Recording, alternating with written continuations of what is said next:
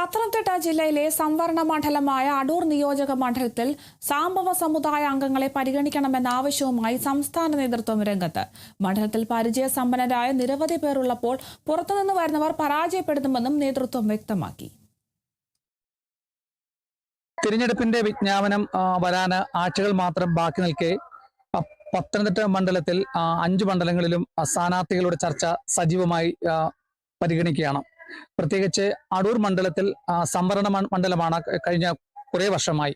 ഈ സംവരണ മണ്ഡലത്തിൽ സാംബവരെ ഉള്ള ഒരു സമുദായാംഗങ്ങളെ പ്രതിനിധീകരിച്ച് മുന്നോട്ട് വരണമെന്നാണ് സാംബവരുടെ നേതാക്കൾ ഇപ്പോൾ നമ്മളോടൊപ്പം ചേരുന്നത്.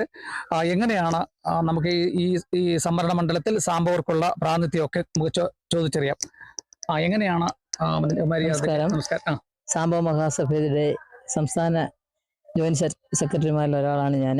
എൻ്റെ പേര് വിജയകുമാരി. ഞാൻ തദ്ദേശ സ്വയംഭരണ സ്ഥാപനത്തിൽ നിന്നും എഞ്ചിനീയറായിട്ട് റിട്ടയർഡായ ഒരാളാണ്. ഇപ്പോൾ ഏഴംകുളം ഗ്രാമപഞ്ചായത്തിലെ വികസനകാര്യ സ്റ്റാൻഡിംഗ് കമ്മിറ്റി ചെയർപേഴ്സണായിട്ട് ജോലി നോക്കുന്നു. എൻ്റെ ഒരു അഭിപ്രായം എന്ന് പറഞ്ഞാൽ, ഏകദേശം സംവരണം വന്നിട്ട് 15 വർഷത്തിലധികമായി അടൂർ നിയോജക മണ്ഡലത്തിൽ. ഇതുവരെ ഒരു സാംബവ സ്ഥാനാർത്ഥികളെ നിർത്തുന്നതിന് വേണ്ടി സാംബവർക്ക് ഏറ്റവും കൂടുതൽ മുൻതൂക്കം ഉള്ള ഒരു മണ്ഡലമായ അടൂർ മണ്ഡലത്തിൽ സാംബവ സ്ഥാനാർത്ഥികളെ ഒന്ന് പരിഗണിക്കുക പോലും ചെയ്തിട്ടില്ല. ശ്രീമൂലം പ്രജാസഭയിൽ അംഗമായിരുന്ന മഹാത്മൻ കാവാരികുളം കണ്ടംകുമാരൻ യജമാനന്റെ പാത പിന്തുടരുന്ന സാംബവരായ ഞങ്ങൾക്ക് അർഹമായ പ്രാതിനിധ്യം ഒരുപാട് സാംബവർ തിങ്ങിപ്പാർക്കുന്ന ഈ ഒരു അടൂർ മണ്ഡലത്തിൽ സാംബവ സ്ഥാനാർത്ഥികളെ നിർത്താതെ അവഗണിക്കുകയാണ് ഇതുവരെയും ചെയ്തുകൊണ്ടിരിക്കുന്നത്. ഈ മണ്ഡലത്തിൽ തന്നെ ഏത് പാർട്ടി നോക്കാതെ തന്നെ സാംബവ അംഗങ്ങൾ തന്നെ മുൻകൈയെടുത്ത് എല്ലാ പാർട്ടിയിലും ഉള്ളവർ തന്നെ ഈ മണ്ഡലത്തിലുണ്ട്. അവർക്ക് ആർക്കും ഒരു അംഗീകാരം, സാംബവർക്ക് അംഗീകാരം കൊടുക്കാത്ത രീതിയിലാണ് വെളിയിൽ നിന്ന് ആൾക്കാരെ വരെയും വെക്കേണ്ട ഒരു ആവശ്യമേ ഇല്ല. ഈ പോരാട്ടങ്ങളിലൂടെ ഒറ്റയാൻ പോരാട്ടം നടത്തി ഇവരെയും മുൻപന്തിയിൽ, രാഷ്ട്രീയ പാർട്ടികളുടെ മുൻപന്തിയിൽ വന്ന സാംബവർ നമുക്ക് എടുത്തു പറയാൻ ഈ മണ്ഡലത്തിൽ ആൾക്കാരുണ്ട്. അവരെ പോലും പരിഗണിക്കാതെ ഈ ഒരു നിയമസഭാ തെരഞ്ഞെടുപ്പിൽ സാംബവർ തന്നെ പരിഗണിക്കണം. സാംബവർക്ക് ഏറ്റവും കൂടുതൽ മുൻതൂക്കമുള്ള നിയമസഭാ മണ്ഡലമാണ് അടൂര്. സാംബവരെ പരിഗണിക്കണം എന്നാണ് എൻ്റെ ഏറ്റവും വിലയേറിയ ഒരു നിർദ്ദേശം.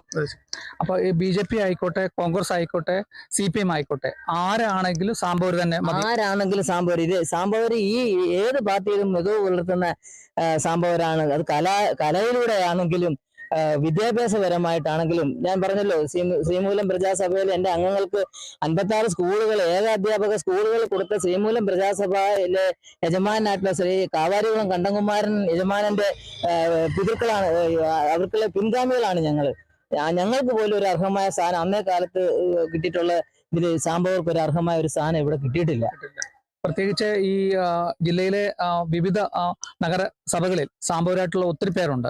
അപ്പൊ അവരെയൊക്കെ പരിഗണിക്കാം. തീർച്ചയായിട്ടും വിവിധ നഗരസഭകളിലും പഞ്ചായത്തുകളിലും അവർക്ക് ചെറിയ ഒരു സ്റ്റാൻഡിംഗ് കമ്മിറ്റി ചെയർമാൻ സ്ഥാനം, ഒരു പ്രസിഡന്റ് സ്ഥാനം പോലും, അല്ലെങ്കിൽ ഒരു ചെയർമാൻ സ്ഥാനം പോലും കൊടുക്കാതെ, അർഹതപ്പെട്ട് വർഷങ്ങളോളം ഇരിക്കുന്നവർക്ക് ഒരു ചെയർമാൻ സ്ഥാനം പോലും കൊടുക്കാതെ അവർക്കൊരു സ്റ്റാൻഡിംഗ് കമ്മിറ്റി, ഒരു സ്റ്റാൻഡിംഗ് കമ്മിറ്റി തുച്ഛമായ സമയങ്ങളിൽ മാത്രം കൊടുത്ത് അവരെ ഒതുക്കുന്ന ഒരു നിലപാടാണ് ഇപ്പൊ കണ്ടുകൊണ്ടിരിക്കുന്നത്.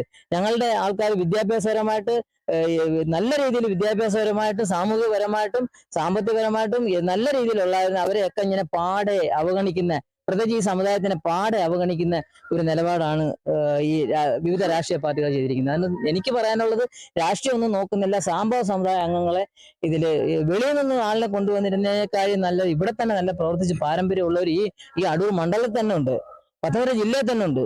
പിന്നെ വേറെ ജില്ലകളിൽ നമ്മൾ ആളിനെ അന്വേഷിക്കുന്നില്ല. ഈ അടൂർ പത്തനംതിട്ട മണ്ഡലത്തിൽ തന്നെ ഉണ്ട്. പത്തനംതിട്ട ജില്ലയിൽ തന്നെ പ്രഗത്ഭരായ സാംബവ അംഗങ്ങൾ ഇപ്പോഴും ഉണ്ട്. അവരെ പരിഗണിക്കണം. എന്റെ പേര് B. ജനാർദ്ദനൻ എന്നാണ്. ഞാൻ റിട്ടയർഡ് അച്ഛനാണ്. നേരത്തെ സമുദായ സംഘടനയുടെ പ്രവർത്തനമൊക്കെ ഉണ്ടായിരുന്നു.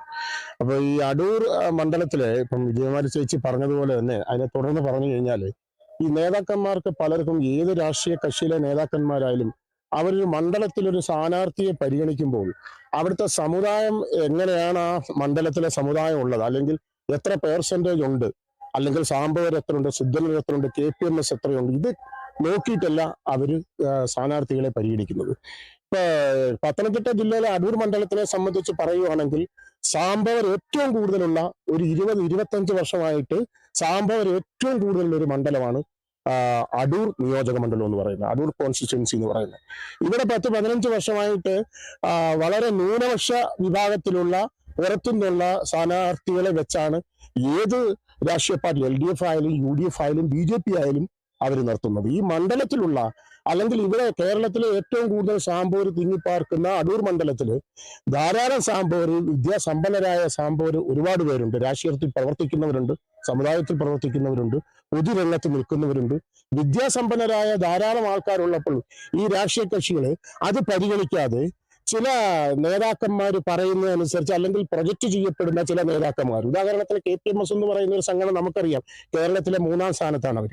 പക്ഷെ അവരുടെ ഒരു സംവിധാനവും അവരുടെ ഒരു പുന്നല ശ്രീകുമാർ എന്ന് പറയുന്ന ആളിന്റെ ഒരു പ്രാഗൽഭ്യം നോക്കിയിട്ടാണ് അവർ കേരളത്തിലെ എല്ലാ മണ്ഡലങ്ങളിലും KPMS-നാണ് സീറ്റ് കൊടുക്കുന്നത്.